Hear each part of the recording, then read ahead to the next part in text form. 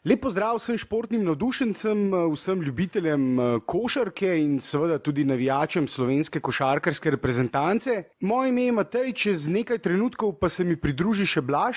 V tem uvodu pa sem pripravil samo kratek napovednik dogajanja v tokratni epizodi Eurobasket vodiča. Epizodi, ki je namenjena tekmi generacije, kot so jo nekateri že poimenovali, s tem mislim predvsem na našega reprezentanta Klemna Prepeliča. In morda tudi zadnja tekma Gorana Dragića in Gašperja Vidmarja v dresu slovenske reprezentance. V primeru poraza proti Latviji seveda. Latvija na eni strani priložnost generacije, na drugi strani pa morda tudi poraz generacije, če se ta seveda pripeti. Vendar ne bodimo črnogledi že vnaprej, kot sem dejal, kratek napovednik. Za nekaj trenutkov se bo na začetku prvega dela podcasta z Blažem zaustavila samo še pri tekmi proti Ukrajini. Par besed namenila analizi tega srečanja, čeprav o njem ne bova izgubljala besed, saj zmaga v nobenem trenutku ni bila pod vprašanjem. Naredila pa bova tudi kratek pregled dogajanja v osmini finala, pregled že odigranih dvobojev, pregled dvobojev, ki bodo odigrani šele zvečer, podcast namreč snemava opoldan v nedeljo. Kot vse kaže, nas v polfinalu, če se tja seveda uvrstimo, čakajo Španci. Nekaj besed tudi o presenečenjih in razočaranjih, vsaj teh, ki so se do sedaj pripetila. Nato pa, kot sem že dejal, za konec seveda še napovednik te famozne tekme generacije, priložnosti generacije. Vse o naših nasprotnikih, dobrih in slabih plateh Latvije, njihovih najboljših posameznikih in pomanjkljivostih, ki jih lahko izkoristimo, pa v podkastu, ki se začne že čez nekaj trenutkov.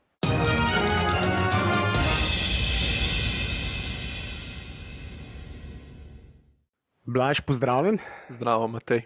Tole vreme je kot nalašč ustvarjeno za snemanje podcasta, zato ne izgubljava časa z klepetom in se kar lotiva, morda za začetek, kot sem dejal že v samem uvodu, samo nekaj besed o tekmi med Slovenijo in Ukrajino. Osmini finala in seveda pričakovano visoki zmagi Slovenije, tekma, na kateri zmaga Slovenije niti v enem trenutku ni bila pod vprašanjem in ki jo je Slovenija tudi dobila že v polčasu, pravzaprav že od tistih uvodnih minut srečanja dalje, mislim, da ni bilo nobenih dvomov o končnem zmagovalcu, vendarle gre pri Ukrajini za morda celo najslabše moštvo v osmini finala, no vsaj skupaj z recimo Črno Goro in morda tudi Madžari, bi dejal, da je šlo za najslabše moštvo. Morda je bila v tej skupini Gruzija celo nekaj močnejša od Ukrajine, vendar je odločil pač slab dan Gruzije in na medsebojnem dvoboju med tema dvema moštvoma in zato seveda Ukrajina napredovala, čeprav je Gruzija recimo premagala Litvo, ki se je tudi poslovila od tega evropskega prvenstva, vendar morda o bojih v osmini finala in moštvih, ki bodo napredovala v četrtfinale, nekaj besed malce kasneje. Začetek, kot sem dejal, morda še kakšno besedo o tej tekmi, pa Blaž, vsaj kar se mene tiče, kot sem dejal, lahka, prepričljiva, visoka zmaga Slovenije. Tudi moji zapiski, ki si jih delam ob spremljanju tekem, so bili daleč najkrajši ravno na tej tekmi, celo dosti krajši kot recimo na tekmi proti Islandiji. Kaj pa tvoj vtis? Moj vtis je tak, kot sva nekako predvidevala že pred tekmo, da bo to lahka tekma za naše, da se bodo lahko nekoliko bolj razigrali tisti rezervisti, kar se je tudi na koncu pokazalo. Anthony Randolph odličen, čakali smo takšno predstavo od njega, kar se tiče napada, čeprav v obrambi vedno igral zelo dobro. In potem zgodilo se je tudi to, kar sva upala, da se bo zgodilo na tej tekmi, da se ne bo zgodilo na kakšni tekmi kasneje, in sicer slaba tekma Gorana Dragića. Iz igre je metal 2-12, tako da katastrofalen met iz igre. Potem je igral dejansko, tako nekako je deloval kot v pripravljalnem obdobju, rahlo nezainteresirano, nekje na 20-30%. No, mislim, da ni deloval nezainteresirano, to se meni ni zdelo v nobenem trenutku. Morda rezervirano, ne bi pa rekel nezainteresirano. Morda je, beseda rezervirano bolj primerna kot nezainteresirano, vendar dejansko ni bil to tisti Goran, ki smo ga gledali na teh zadnjih tekmah skupinskega dela, kar je po eni strani tudi prav, kajti zakaj bi se trošil za Ukrajino, če to ni potrebno, bolje, da je odigral tistih 20 minut in to je to, kajti potrebovali ga bomo zdaj na naslednji tekmi, ki pa prinaša izjemno težkega nasprotnika. Ja, mislim, da je tako kot vsi ostali naši igralci, vsi igralci, ki so stopili na parket, svoje delo opravil korektno, vendar ja, v napadu vsekakor precej bolj rezerviran, ni se toliko zanašal na prodore kot na zadnjih tekmah, precej več metal s pol razdalje. Takrat, ko je pa se odločil za prodor, to ni storil s tako odločnostjo, koncentracijo, željo in voljo, kot recimo na tekmi z Ukrajino je deloval podobno kot na tisti prijateljski tekmi z Ukrajino v Opatiji, tako kot si dejal.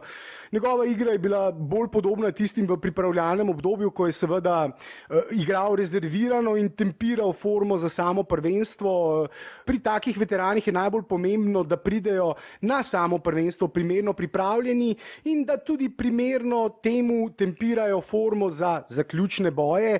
Kot si sam dejal, midva sva napovedovala na nek način slabšo tekmo oziroma slabšo predstavo Gorana Dragića, bolj rezervirano, namreč preprosto zaradi tega, ker na vsakem prvenstvu tudi vsi najboljši igralci so odigrali kakšno slabo tekmo, kakšno bolj rezervirano, vendarle 8-9 tekem recimo v povsem istem ritmu, z isto energijo v tako kratkem času.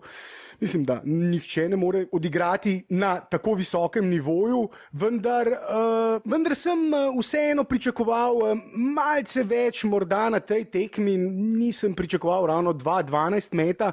Zato jaz menim, da je ta predstava predvsem, kot si sam dejal, morda ne zainteresiran, vendar ja, rezerviran Goran, ki je več kot očitno hranil moči za tisto tekmo z Latvijo. Vendar bo seveda sedaj moral na Latviji zopet prikazati podobno igro kot v prvem delu, ker mislim, da s takim Goranom, kot smo ga videli proti Ukrajini, Slovenija proti Latviji ne bo imela nobenih možnosti. Ja, jaz sem recimo omenil tudi Randolfa. Kakšno je tvoje mnenje o njegovi igri včeraj? Ja, Blaž, tudi tukaj si pravzaprav mislim, da že vse povedal. Najbolj pomembno je to, kot si dejal, v obrambi je svoj delež dejal že v prvem delu, pomemben delež, brez katerega morda tudi ne bi zmagali srečanja proti Fincem, ko je Randolf za tisto ukradeno žogo in zabijanjem pravzaprav odločil tisto srečanje. Sedaj na tekmi z Ukrajino pa smo dočakali še tisto, kar smo čakali seveda skozi celoten prvi del, to, da se mu je odprl tudi v napadu, le 2 zgrešena meta iz igre, pravzaprav ni kaj dodajati tistemu, kar si že povedal. Če bo Randolf igral na takem nivoju tudi v četrtfinalu in če bo seveda, kot sem že dejal, Goran dal svoj delež, Luka tudi pričakovani delež, potem ima Slovenija odlične možnosti. Ko že omenjam Luko, Blaž, pa morda še kakšno tvoje mnenje o njegovi igri, zelo blizu trojnega dvojčka na koncu, manj kot 24 minut, če bi igral verjetno tiste svoje standardne minute, torej 32-33 minut, menim, da bi morda celo lahko vpisal trojni dvojček, kar se pa na Eurobasketih, no ja, pred letošnjim ni zgodilo že več kot 22 oziroma 22 let. Toni Kukoč je bil leta 1995 zadnji igralec, ki je na Eurobasketu vpisal ravno proti Fincem, če se ne motim, trojni dvojček. Na to pa je letos to storil na tekmi proti Črni Gori Romun Mandače, ki je po 22 letih zopet vpisal trojni dvojček. Torej, predvsem kar Luka na tem prvenstvu odlično počne, igra zelo raznovrstno. Torej, ta Lukova predstava, 14 točk, 9 skokov, 6 podaj v relativno kratkem igralnem času, Blaž. Kaže na to njegovo raznovrstnost, ki jo kaže čez celoten, ne le kar kaže čez celoten turnir, ampak tudi čez celotno njegovo to kratko kariero, da gre za izjemno versatilnega igralca, ki lahko pobira žoge, lahko organizira napad, kar pričajo asistence, in da je po drugi strani tudi strelec oziroma da dosega točke. In tudi proti Ukrajini je imel nekaj lepih potez, nekaj tistih njegovih značilnih step back trojk, tako da dejansko opravi je svoje delo tako, kot ga mora, in opravil ga je na dokaj zadovoljivem nivoju, toliko, kolikor je potreboval, da smo premagali Ukrajino, recimo temu podobno kot Goran Dragić, nekoliko bolje seveda, ampak toliko ravno je dal od sebe, da smo premagali Ukrajino. In to je recimo nekaj, kar je zanimivo, kajti tudi on ni igral na polno, pa je dejansko z relativno lahkoto prišel skoraj do trojnega dvojčka, tako da še enkrat lahko uporabiva le superlative za njega, ampak to itak počneva že praktično vse podcaste, ko govoriva o Luki, tako da mislim, da se kar strinja z mano. Vse strinjam s tabo, kar se tiče tega, vendar pa se ne bi strinjal, da ni igral na polno. Jaz mislim, da Luka na tem prvenstvu vse tekme igra zelo zavzeto, brez rezervacij. Mislim, da je tudi to tekmo proti Ukrajini. Jaz nisem opazil, predvsem me je navdušila njegova igra na obeh straneh parketa, predvsem glede na to, da sem bil občasno kritičen do njegove igre v obrambi. Na tej tekmi proti Ukrajini nimam čisto nobenih pripomb ali opazk. Svoje delo je z odliko opravil, tudi v obrambi dal pomemben delež in v napadu, kot si sam dejal, blestev ne samo s step-back trojkami. Tisto, kar me navdušuje pri Luki, je njegova raznolikost, kot si ti sam omenil, ne samo nasplošno v igri, ne samo to, da je odličen podajalec, skakalec, tudi strelec, napadalec, če je potrebno, da lahko menja vloge na parketu, izpolni veliko različnih vlog, vendar tudi to, da v vsaki izmed teh kategorij kaže izjemno raznolikost. Recimo, če vzamemo samo njegove mete iz razdalje, ne samo step-back trojke, tudi recimo v catch and shoot situacijah, ko vrže takoj po sprejemu žoge, ali pa jumperjih, torej skok, šut iz preigravanja. Vsako vrsto meta on pravzaprav obvlada in tudi zadeva z zelo visoko učinkovitostjo. Zato me je seveda tudi njegova predstava na tej tekmi navdušila in če bo tudi proti Latviji tako dobro igral v obrambi, menim, da bo slovenska zmaga že zelo blizu. Seveda, kot sem dejal, svoje delo so zelo dobro opravili tudi vsi drugi naši igralci. Tukaj bi morda lahko kakšno besedo rekla samo še o Prepeliču, o igralcu, za katerega si ti ravno v tistem prvem delu že uporabil besedo oziroma termin joker s klopi. In ponovno se kaže, da mu ta nekoliko bolj svobodna vloga, ki jo ima, ko prihaja s klopi, zelo ustreza. Kar je logično, glede na to, da če igra v isti peterki z Goranom in Luko, ima manj možnosti za met, kajti celoten napad sloni predvsem na njima dvema in s tem, ko prihaja s klopi, se dejansko napad potem skoncentrira nanj in posledično ima več metov, tudi bolj igrajo na njega, kar pomeni, da prihaja tudi do več neoviranih metov, kar se je pokazalo tudi pri njegovem metu za 3 točke na vseh tekmah je bil precej dober v tem, recimo tudi odličen, tudi recimo sedaj proti Ukrajini 66% meti za 3. To je tudi tisto, kar Klemen mora dati tej ekipi. Ni najboljši obrambni igralec, ampak te njegove trojke so lahko na vseh tekmah odločilen faktor. Tudi na tekmi proti Latviji, kjer bodo trojke verjetno tisti odločilen faktor. Sicer bi lahko sedaj seveda govorila tudi o drugih naših igralcih, vendar da ne bova preveč časa izgubljala s tekmo proti Ukrajini, s tekmo, ki so jo naši igralci pravzaprav že pozabili. Morda pred analizo tekme z Latvijo samo kakšna beseda ali dve še o bojih v osmini finala. Prvi dan nam je prinesel boje med skupinama A in B, torej med našo in tisto izraelsko skupino. In po teh bojih morda lahko nekako tako primerjamo moč obeh skupin. Nemčija premagala Francijo v relativno izenačenem dvoboju. Francija vodila tudi z dvoštevilčno razliko že v prvem polčasu, nato v tretji četrtini Nemčija začela povratek. Ujela Francoze in povedla tudi z dvoštevilčno razliko, vendar Francozi se niso predali, še enkrat zapretili Nemcem, vendar to ni bilo dovolj in Nemci so premagali Francoze in napredovali v četrtfinale. Litva-Grčija, to pa je bila tekma, v kateri je Litva prepričljivo izgubila proti, vsaj v skupini, neprepričljivi Grčiji. Grčija pred zadnjo četrtino vodila že 17 točkami razlike, nato pa so Litvanci zapretili, se približali na 4 ali 5 točk zaostanka. To, da na temu je zopet sledil odgovor 5-0, 6-0 Grkov in 2-3 minute pred koncem tistih 9-10 točk razlike, ki jim je tudi omogočil varen zaključek tekme, miren zaključek tekme in seveda relativno visoko zmago, oziroma zmago za 13 točk, ki je mnogi po tistem, kar sta obe reprezentanci v prvem delu prikazali, seveda niso pričakovali. In pa še tekma med Finsko in Italijo, tukaj pa bi dejal samo tisto, kar sem dejal že v prvem delu, če bi Finci tudi drugi del igrali pred domačimi gledalci, če bi boje na izpad igrali v Helsinkih, potem bi imeli odlične možnosti oziroma mislim, da bi lahko premagali Italijo. Sicer pa sem že po prvem delu povedal, da Finci doma igrajo precej nad svojimi zmožnostmi, vsaj 30% bi dejal, in morda je to najbolje demonstrirala tudi igra Markkanena, blestel v prvem delu, povsem neopazen, že v osmini finala.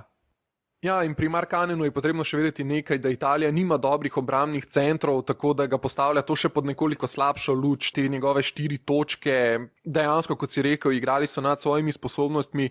Kar se pa ostalih tekem tiče, recimo Litva, Grčija, mene ta tekma ni presenetila, predvsem zaradi tega, kajti Grčija ima dobro reprezentanco, recimo tudi z nami so igrali, praktično so bili do konca tekme z nami, celo vodili so, pa smo potem mi naredili preobrat in jih premagali. Edino res slabo tekmo so odigrali proti Franciji, potem proti Fincem je morda bilo že nekoliko kalkulacij, da so vedeli, da 3. mesto prinaša Španijo v četrtfinalu in so potem morda nekoliko bolj rezervirano igrali na 4., kajti vseeno je lažje premagati Litvo, kot pa potem v četrtfinalu Španijo. Preostale tekme pa dejansko nekih hudih presenečenj niti ni tako bilo. No. Francija, Nemčija, zmaga Nemčije te potem ni presenetila? Ne, predvsem zaradi tega, ker mislim, da to tekmo je na koncu odločila ekipa. V pravem pomenu besede. Francozi so recimo že proti nam kazali, da so rahlo razbita vojska, niso tako zelo povezani, medtem ko na drugi strani so Nemci ravno to kazali in so morda igrali tudi nad svojimi zmožnostmi, ravno zaradi tega ekipnega duha. Recimo nekaj podobnega, kar krasi tudi Slovenijo, zaradi česar morda na papirju marsikateri igralec slovenski morda se ne uvrša med tiste najboljše igralce, ampak ta ekipni duh in celotna reprezentanca je tisto, ki še dvigne nekoliko sposobnosti posameznega igralca, tako da mislim, da je na koncu tukaj odločila ta ekipa in me ta rezultat na koncu niti ni pretirano presenetil. Vseeno sem na koncu pričakoval, da bo zmagala Francija, ampak zame ni presenečenje, da se je tekma obrnila v obratno smer, tako da ti se verjetno z mano ne strinjaš, ampak vsaj mene osebno to ni zame to veliko presenečenje. Ne, pravzaprav menim, da Francija in Nemčija sta bili po imenih, po postavi precej izenačeni na tem Eurobasketu. Mislim, da so mnogi Francijo pred samim začetkom prvenstva precenjevali oziroma podcenjevali odsotnost Goberja in Batuma in pomembnost teh dveh igralcev, ki sta verjetno na zadnjih 2 prvenstvih bila celo najboljša igralca Francije. Tale podcast snemajo ravno med tem, ko se igra tekma med Srbijo in Madžarsko. Madžari 5-6 minut do konca tekme zaostajajo za Srbi z 9-10 točkami. Seveda pričakujemo zmago Srbov in potem še obe večerni tekmi Španija-Turčija in nato še Hrvaška-Rusija. Turki sicer neprepričljivi v prvem delu, v skupinskem delu, vendar oni igrajo doma vse svoje uspehe, reprezentančne uspehe so po pravilu želi le pred domačo publiko, medtem ko na drugih prvenstvih niso igrali tako dobro oziroma bili precej slabši, vendar Španija seveda na tem dvoboju absolutni favorit. Zmaga Turkov bi bila zame ogromno presenečenje, morda celo največje presenečenje prvenstva, vendar pričakujem, da bodo pred domačo publiko prikazali precej boljši obraz in držali stik s Španci, vsaj prvi polčas, morda še kakšno četrtino več. Za dvoboj med Hrvati in Rusi pa bi samo dejal, da morda nekateri, tako kot sem rekel za Francoze, precenjujejo Hrvate in podcenjujejo Ruse.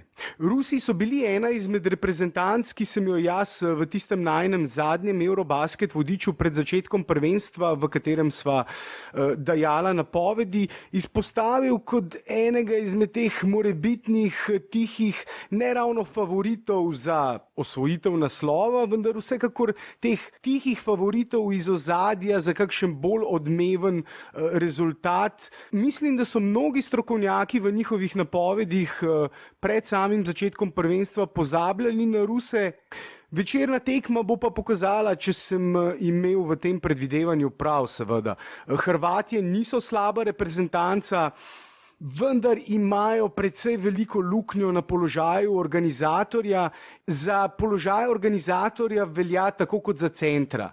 Na prvenstvu ne moreš ne brez dobrega centra, ne brez dobrega organizatorja narediti bolj odmevnega rezultata. Vsaj to mislim, da je teza, ki se je v preteklosti že večkrat potrdila, in to je tudi razlog, zakaj mene rahlo skrbi za prihodnost naše reprezentance, če se po tem prvenstvu res poslavljata Dragič in Vidmar. Vendar o tem kdaj drugič. Blaž, tvoja predvidevanja za večerni tekmi?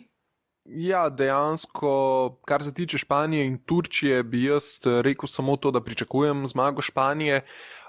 Turki mislim, da imajo nekoliko premalo kvalitete, kljub domači publiki, mislim, da imajo premalo kvalitete, da bi lahko ugnali Španijo. Vendar po drugi strani, če pogledamo Grke, tudi Grki so se zbudili po slabem prvem delu, čeprav Turki, za moje pojme, so slabša reprezentanca od Grčije na tem prvenstvu. Medtem ko druga tekma Hrvaška, Rusija, bo pa zelo zanimivo videti ta dvoboj. Mislim, da je to tekma, ki Hrvati pričakujejo, da jo bodo zmagali relativno zlahka, vsaj hrvaška javnost, medtem ko ti nekoliko sedaj zmajuješ z glavo, ampak mislim, da vsaj bom rekel v glavah Hrvatov, si jaz mislim, da mislijo, da je Rusija več kot premagljiv nasprotnik, definitivno pa po predstavi proti Španiji, kjer so dejansko do konca dejansko igrali košarko Španijo, pokazali, da Španci se da igrati, in mislim, da tudi marsikateri navijač hrvaške reprezentance si misli, da bodo to tekmo zlahka dobili, ampak nisem ravno tako zelo prepričan, kajti kot sva že v Rusiji govorila pred začetkom prvenstva,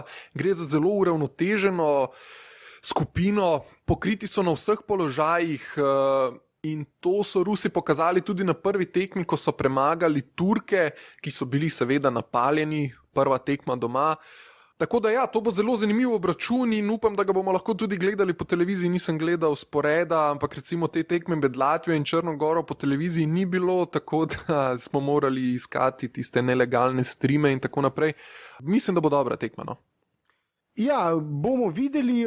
Drugače pa, Blaž, mislim, da sva povedala dovolj o že odigranih tekmah in o tekmah, ki bodo še odigrane danes, in se lahko sedaj osredotočiva na tisto najpomembnejšo stvar tega podcasta, napovednik tekme generacije, kot so jo nekateri že poimenovali, četrtfinalnega srečanja med Latvijo in Slovenijo.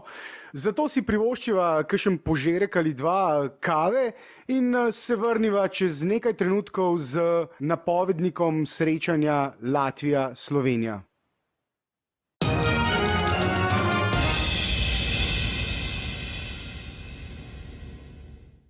Ja, Blaž, kot sem dejal, oziroma kot je dejal Prepelič, tekma generacije, in jaz se s tem seveda strinjam. Namreč, če si pogledava samo recimo zadnjih nekaj, 4, 5, 6 prvenstev, morda recimo od leta 2011 naprej... No, to ni 6 prvenstv. Ja, no, dobro, recimo zadnja 4 prvenstva in zadnji kvalifikacijski ciklus, čeprav ta sedaj ne igra nobene vloge, vendar zadnje 3 prvenstva, Eurobasket 2011, poraz v četrtfinalu proti Špancem, kasnejšim prvakom. Eurobasket 2013, poraz proti Francozom, kasnejšim prvakom, zopet v četrtfinalu. Svetovno prvenstvo 2014, zopet za nas usoden četrtfinale in poraz proti kasnejšim prvakom, nepremagljivim Američanom. Nato je sledil Eurobasket 2015 in poraz proti našim tokratnim nasprotnikom v letošnjem četrtfinalu, ki pa so nas leta 2015 premagali že v osmini finala. V tistem primeru je sicer šlo za povsem drugačno slovensko reprezentanco in tudi povsem drugačno Latvijo. Tudi Latvija je za razred, morda celo za 2 močnejša, kot je bila takrat. V svoji postavi niso imeli Porzingisa, tudi Davisa Bertansa, boljšega Bertansa niso takrat imeli v svoji postavi, torej svojih 2 najboljših igralcev. Na drugi strani pa lahko isto rečemo tudi za Slovenijo, pravzaprav morda lahko to pri Sloveniji še bolj potenciramo, saj poleg Dragiča, Vidmarja in tudi Muriča, Slovenija na tistem prvenstvu seveda ni imela niti Randolfa in Dončiča. Torej lahko rečemo, da je Slovenija celo močnejša v primerjavi z Latvijo, če seveda gledamo tisto prvenstvo 2015, saj Latvijci takrat niso imeli svojih dveh najboljših igralcev. V naši reprezentanci pa so, vsaj če upoštevamo to prvenstvo, manjkali morda celo 4 najboljši igralci na tem prvenstvu. Toda Latvija na letošnjem Eurobasketu igra izjemno, morda celo boljše od naše reprezentance. Zagotovo, če gledamo samo osnovne statistične kategorije, so Latvijci od nas boljši v nekaj pomembnejših statističnih kategorijah. Vendar morava tudi povedati, da večinoma so te kategorije napadalno usmerjene. Res je, napadalno je Latvija boljša, medtem ko je v obrambi naša reprezentanca nekaj boljša na tem prvenstvu. Šlo bo torej za srečanje dveh reprezentanc, ki gojita v nekaterih pogledih podoben slog igranja, vendar obstajajo tudi pomembne razlike. Ena od teh je seveda že v obrambi, kjer je Slovenija boljša in kjer bo Slovenija morala biti boljša tudi na medsebojnem srečanju proti Latviji. Pa bi te morda za začetek vprašal, Blaž, se ti bojiš Latvijcev, kako visoko jih uvrščaš na tem Eurobasketu? Iskreno povedano, jaz se jih nekoliko bojim. Bojim se jih pa predvsem zaradi tega, ker so odlični strelci za 3 točke in vemo, da je Slovenija imela ravno z branjenjem trojk največ težav. Po drugi strani imamo pa težave tudi z zadevanjem trojk. Dobro, zadnji 2 tekmi recimo, da je bilo nekoliko bolje, vendar procent meta za 3 je še vedno slab, je manj kot 35%, tako da... No, relativno bolje, pravzaprav na zadnji tekmi proti Ukrajincem smo za 3 točke metali 31,6%, torej zopet nismo blesteli podpovprečno, bi temu rekel, nedvomno podpovprečjem tega prvenstva. In ti si že takoj na začetku izpostavil morda tisto najpomembnejšo razliko v napadu. Relativno slab slovenski met oziroma odstotek meta za 3 točke na eni strani in na drugi strani izjemen odstotek meta Latvijcev. Več trojk od Latvijcev na tem prvenstvu zadanejo le Italijani, vendar so Latvijci bolj učinkoviti od njih pri trojkah. Latvija namreč trojke meče z izjemno 41,4% učinkovitostjo in tudi Hrvaška in Španija, ki sta na lestvici najbolj učinkovitih ostrostrelskih reprezentanti, malenkost pred Latvijo, vendar zadaneta manj trojk na srečanje. Latvija torej zadane izjemno veliko število trojk in je pri tem izjemno učinkovita. Ena izmed največjih težav naše reprezentance so pa, kot si dejal, Blaž, ravno trojke. Na eni strani je naš slab odstotek in na drugi strani skrbi dober odstotek reprezentanc, ki proti nam mečejo trojke. Torej relativno slaba obramba trojk. Zato se strinjam s tabo, da ta tekma vsekakor skrbi in morda smo v četrtfinalu dobili celo najbolj neugodnega izmed možnih nasprotnikov. Z izjemo kakšne Španije, seveda. Menim, da bi tudi proti Srbiji ali kakšni Hrvaški lahko igrali precej bolje, kar smo na nek način proti Hrvatom tudi dokazali na tisti zadnji pripravljalni tekmi. Latvija pa dodaten problem predstavlja ravno zaradi tega, ker sta njihova morda celo najboljša ostrostrelca oziroma najbolj nevarna ostrostrelca tudi najvišja igralca. Nam dobro znani Davis Bertans na eni strani in seveda Kristaps Porzingis, eden izmed najbolj perspektivnih igralcev NBA lige, ki mu številni napovedujejo eno izmed najbolj impozantnih karier v NBA ligi v konkurenci vseh dosedanjih evropskih igralcev. Porzingis trojke meče z izjemno 44% učinkovitostjo, Davis pa še malenkost boljših, skoraj da že težko verjetnih 45,8% in seveda oba tudi vržeta zajetno število trojk na tekmo, Porzingis 4,2, Davis pa 4,8. Tukaj je potrebno omeniti še njegovega brata Dairisa, ki zadane 1,7 od 4,3 trojk, torej tudi zelo dobri odstotki, 38,5.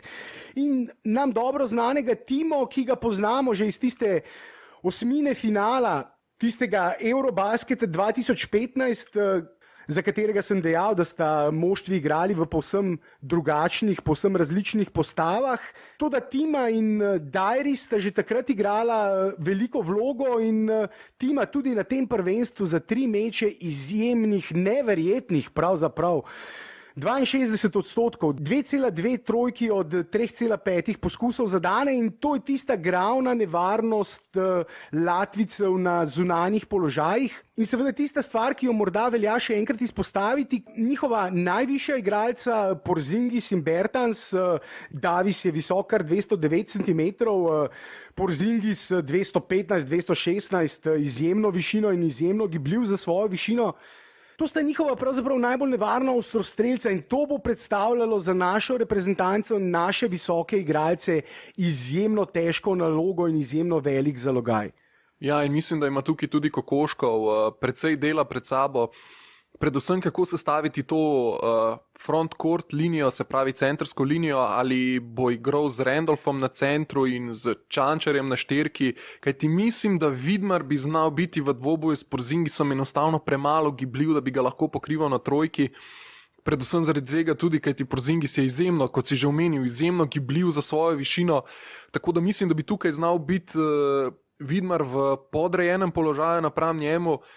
Tako da res to bo tudi nekaj, kjer se bo lomila tekma, kajti če bo nam uspe ustaviti Bertansa in pa Porzingisa, če nam uspe omejiti njihovo trojko, bo to že 50% naše naloge upravljene, seveda pod pogojem, da svoje opravimo v napadu, tako da to bo izjemno težka naloga za naše v obrambi in samo upamo lahko, da bo Randolph na tej tekmi pokazal tisto svojo A-game, bi rekli Američani, kar se tiče obrambe in da bo resnično lahko sposoben omejiti katerega izmed teh dveh igralcev, vendar bo izjemno težko. Ja, za Davisa je verjetno tudi Randolph prepočasen, zato ko si omenil Čančarja, Čančar ali Murić bosta verjetno tista, ki bosta se morala spoprijeti s tem visokim ostrostrelcem, nekdanjim igralcem Olimpije, in ki bosta svoje naloge v obrambi morala opraviti pravzaprav brez napak, če bo Slovenija želela računati na zmago. Prav tako pa seveda tudi, kot si dejal, Randolph in Vidmar na položaju centra. Porzingis je tisti, ki v reprezentanci Latvije največ časa igra na položaju centra, seveda na položaju krilnega centra Davis, zato ves čas igrajo to hitro, small ball košarko, zato niso tako dobri v skoku. V skoku so v spodnjem delu lestvice. In kot sem dejal že v samem začetku, oziroma ti si to poudaril, v tistih osnovnih napadalnih statističnih kategorijah so Latvijci boljši od nas, medtem ko so v tistih osnovnih obrambnih kategorijah slabši od nas.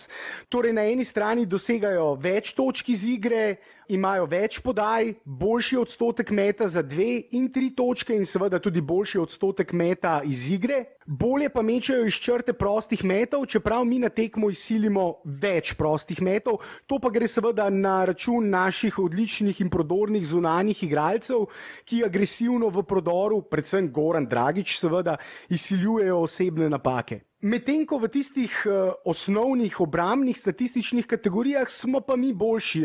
Na tekmo ujamemo več skokov, kot sem dejal, Latvija v skoku sodi v spodnji rep lestvice najbolj učinkovitih moštev v tej statistični kategoriji, mi smo povsem pri vrhu. Na drugi strani pa, da ne pozabim, ukradene žoge. Tako kot sva izpostavila trojke, lahko izpostavila ukradene žoge, tukaj pa je Slovenija trenutno na drugem mestu najbolj uspešnih kradljivcev na prvenstvu, medtem ko je pa Latvija na predzadnjem, 23. Torej ne igrajo agresivne obrambe, ne pritiskajo na nasprotne branilce in to bomo morali izkoristiti. Seveda lahko Latvijci svojo taktiko v četrtfinalnem dvoboju spremenijo, vendar mislim, da kot so močni na položaju 4 in 5, so seveda šibkejši na zunanjih položajih, predvsem v obrambi. In tukaj bosta Goran in Luka morala svojo nalogo opraviti v napadu, seveda brez napak, tako kot jo bo moral, kot si povedal Blaž, Randolph opraviti v obrambi in seveda tudi vprašanje Vidmarja je tukaj dobro, ki si ga zastavil. Omenil si, da Vidmar verjetno ne bo mogel parirati Porzingisu in se tukaj povsem strinjam s tabo, zaradi tega je seveda vprašanje, s kakšno postavo bomo mi začeli to srečanje. Sam si omenil možnost Randolpha in Čančarja na štirki, jaz sem omenil še Murića kot tistega, ki se bo verjetno z višjim Bertansom največ boril. Toda na centru Ali je edina opcija Randolph Blaž, imamo še kakšno drugo rešitev tukaj? Nažalost, mislim, da je le Randolph tukaj rešitev.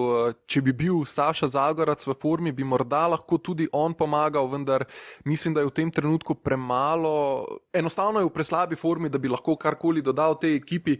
Dimec bo tudi prepočasen, Dimec je tisti hrust, ki ga imamo na centrski poziciji, ki se lahko ruva z nasprotnimi centri, kar pa Porzingis definitivno ne bo počel, kajti že statistika kaže, da se rad povleče ven na trojko in meče oddaleč. Dejansko to bo, tako kot sem že rekel, za centrsko linijo bo to izjemno težka tekma. Tako težke tekme še niso imeli. Recimo, ko so bili Grki na centrskem poziciji boljši od nas, vseeno so se le lahko nekako ruvali z njimi in tako naprej, ker ti igrali so direktno pod koš, medtem ko Latvija bo počela ravno obratno, ker ti centri se bodo vlekli ven na trojko. Pomembno bo, da bodo naši centri dobro branili pick and roll. Oziroma v njihovem primeru seveda pick and pop. In ravno tukaj me je strah pri Vidmarju, da bo nekoliko počasen. Ne dvomim v njegov prispevek v napadu, prepričan sem, da bo v napadu dal svoje, ampak v obrambi tukaj bo izjemno. To, kar ponavljava v bistvu že ves čas, kar analizirava to tekmo, ki prihaja, obramba na centrskih pozicijah bo ključna na tej tekmi. To je problem, njihovi visoki igralci pogosto igrajo kot naši zunanji, nižji igralci, namreč ravno za njihove visoke igralce imajo ogromno akcij, ki so pri nas izpeljane za branilce, torej ogromno hand-off akcije, flare screenov, pin-down screenov, torej vseh tistih akcij, ki jih vidimo ogromno v NBA ligi, le s to razliko, da oni to počnejo, oziroma oni v ta položaj spravijo svoje visoke igralce. Porzingisa in Bertansa sta že dva, ki so jih omenila, čeprav seveda ne smemo pozabiti na njihove nižje, manjše zunanje igralce, ki so prav tako dobri strelci, in tukaj bo potrebna izjemna koncentracija pri obrambi na zunanjih položajih. Morda bi bilo celo najbolje, če bi lahko naši zunanji igralci agresivno obrambo na zunanjih igralcih oziroma organizatorjih Latvije igrali že od samega začetka srečanja. Tukaj so namreč oni, kot sva dejala, šibkejši na teh zunanjih položajih, na položaju organizatorja. In Bertans ter seveda Porzingis, če nista kaj, nista kreatorja. One dva ne moreta organizirati napada. Ona dva njima je enostavno potrebno dostaviti žogo. Res je.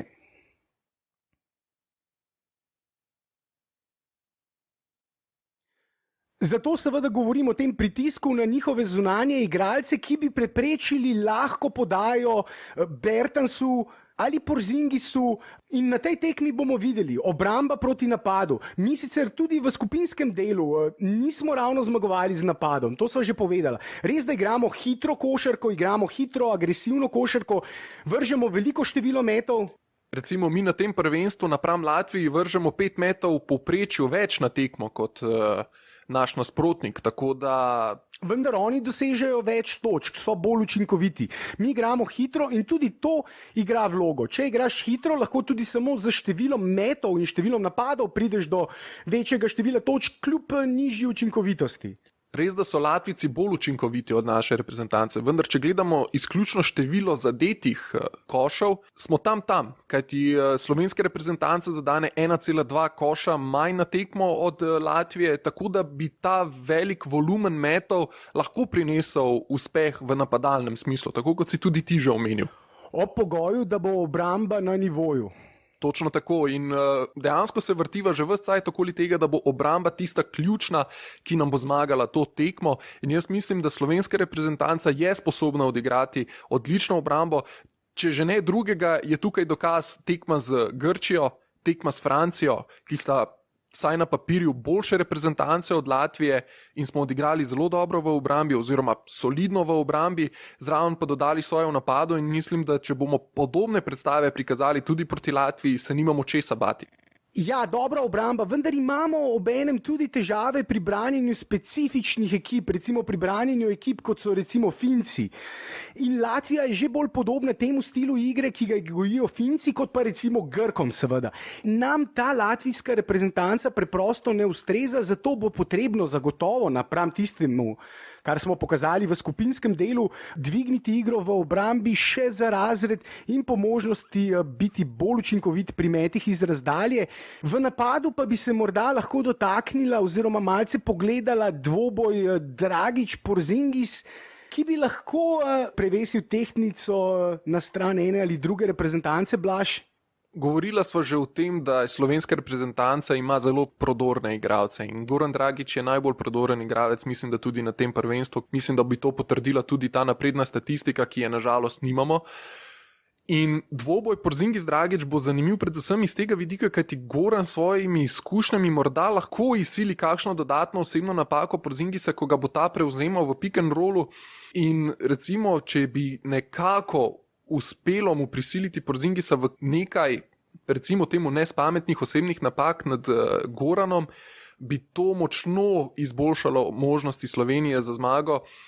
Kajti brez Porzingisa mislim, da Latvija bo zelo težko premagala Slovenijo. Ampak mislim, da bo pa tukaj pri tem dvoboju nekoliko odločalo tudi to, kdo bo večji zvezdnik pri sodnikih. Kajti Porzingis je z vsem tem ne najdem slovenske besede, hajpom, ki ga ima iz lige NBA, sigurno v očeh sodnikov gleda nekoliko bolj zvezdniško, kot pa morda Goran, ki v splošni javnosti še vedno ni tisti pravi NBA zvezdnik, čeprav vsi vemo, da številke to več kot potrjujejo. In morda bi znali tudi sodniki nekoliko prevesiti ta dvoboj v eno ali v drugo smer. Sam osebno upam, da ne, da bo pač vse tako, kot mora biti, vendar morda bomo po tekmi, kot sva govorila že v prejšnjem podcastu, o tem, da sodijo tretjerazredni sodniki. Upam, da ne bomo o tem govorili po koncu tekme proti Latviji, kajti se zna zgoditi, da bi morda kakšna odločitev šla v korist Porzingisa, čeprav temu ne bi smelo biti tako. Ja, ne kličiva hudiča oziroma v tem primeru sodnikov.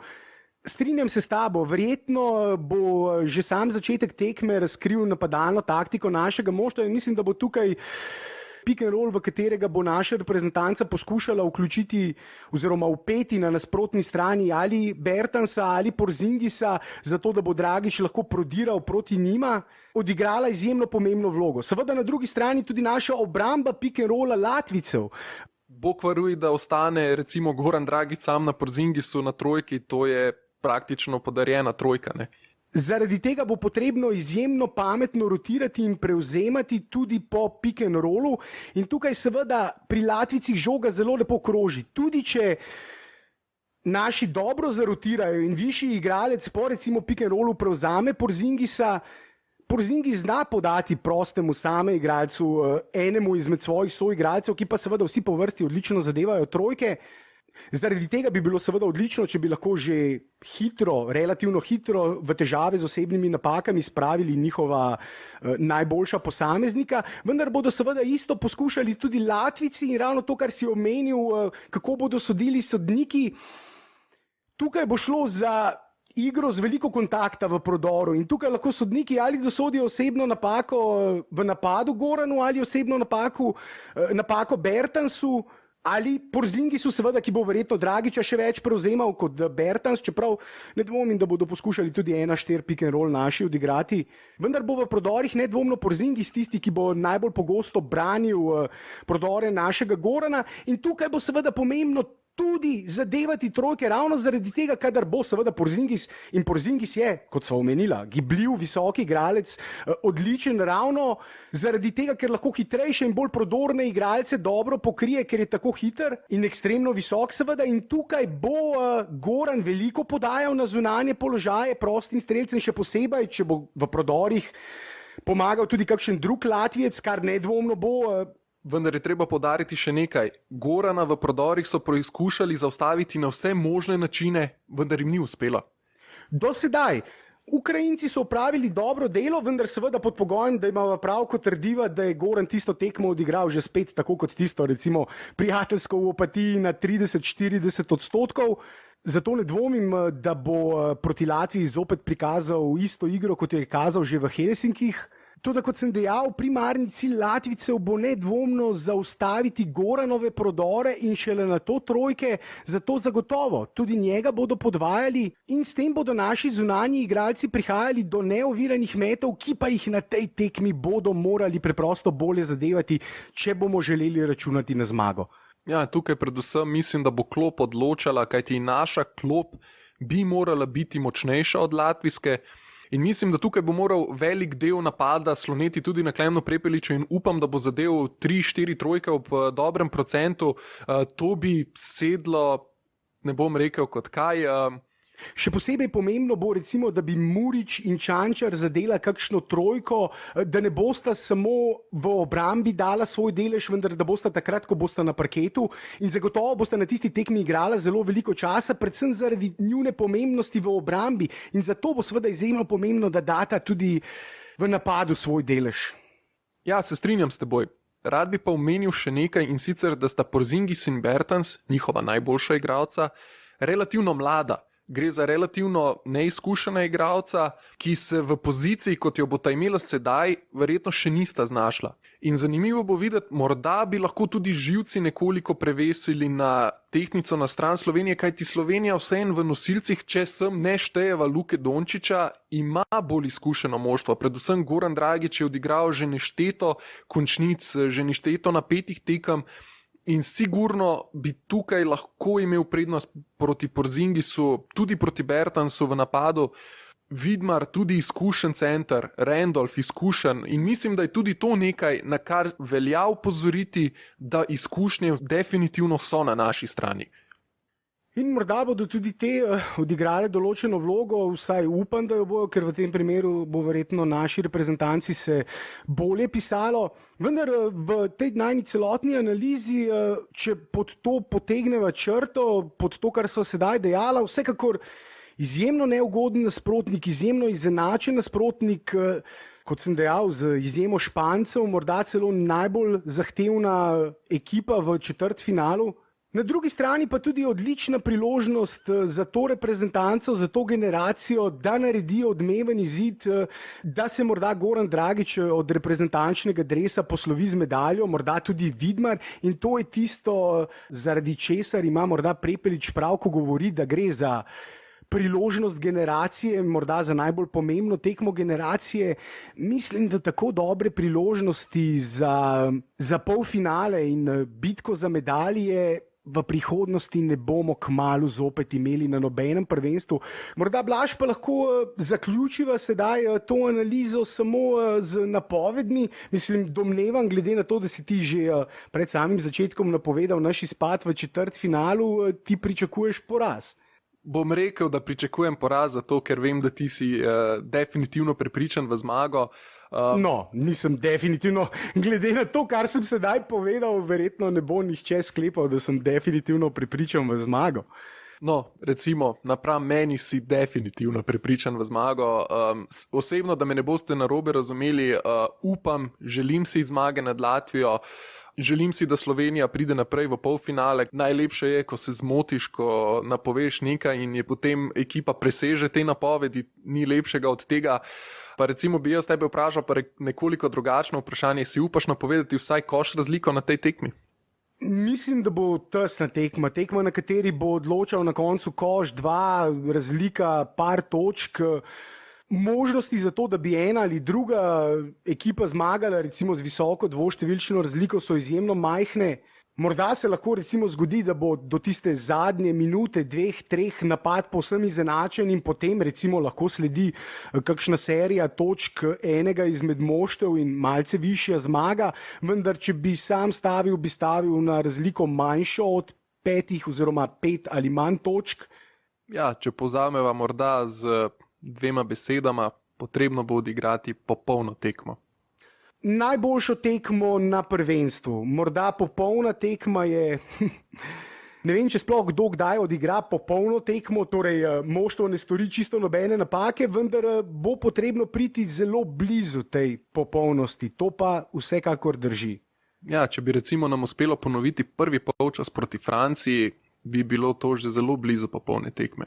Mogoče bi samo dodal še to, da upam, da ne bomo ponovno igrali v teh nenormalnih jutranjih urah, predvsem zaradi tega, ker se mi zdi, da ob teh jutranjih urah že statistično je med slabši povsod, kjerkoli sva gledala statistiko v španski ligi, v NBA ligi, so te jutranje tekme na splošno slabši med in predvsem se mi zdi neumno, da bi takšno košarkarsko poslastico, ki bo ta tekma, na koncu imela nekoliko slabo konotacijo ravno zaradi slabega meta, zaradi te zgodnje jutranje ure.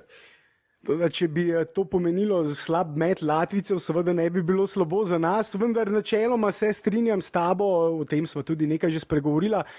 Morda še kaj pozabljava? Mislim, da ne. Potem pa se bom na tej točki, Blaž, poslovil od tebe, se ti še enkrat zahvalil za sodelovanje in pomoč pri tej analizi.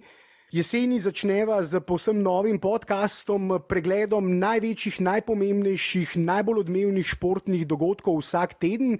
Toda o tem seveda po končanem prvenstvu in kdaj drugič. Zato, kot sem dejal, Blaž, še enkrat najlepša hvala. Hvala za pozornost. Upam, da sva dovolj dobro razdelala torkovo tekmo slovenske reprezentance in seveda upam na zmago Slovenije. No, jaz se sedaj na tej točki poslavljam. Matej, ti pa se vrneš čez par trenutkov s kontaktnimi podatki.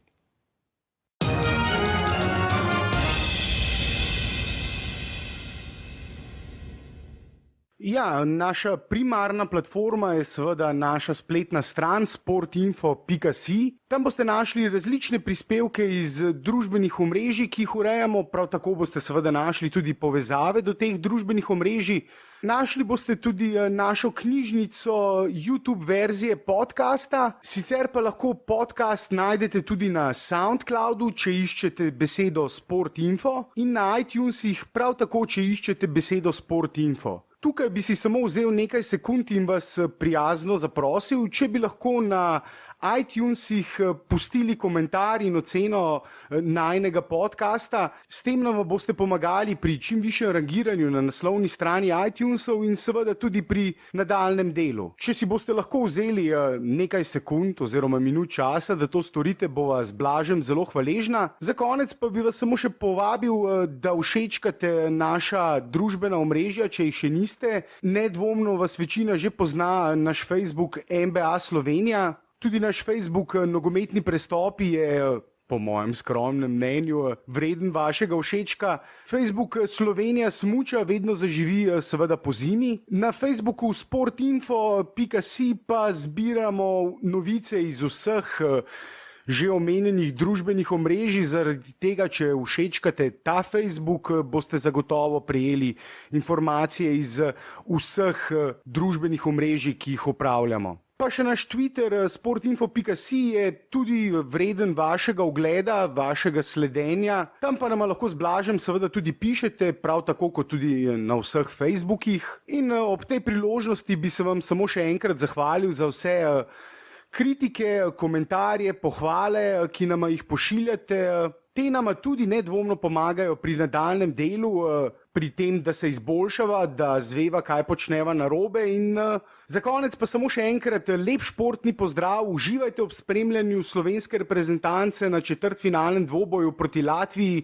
Zagotovo boste tako kot jaz in seveda tudi Blaž navijali pred vašimi zasloni. Nekateri pa tudi uživo na samem prizorišču v Turčiji in tistim seveda želim predvsem varno pot in uspešno navijanje. Zato še enkrat lep pozdrav in se slišimo po torkovi tekmi v sredo, naslednja epizoda podcasta, morda pa prva reakcija tudi že v torek po sami tekmi. Živijo!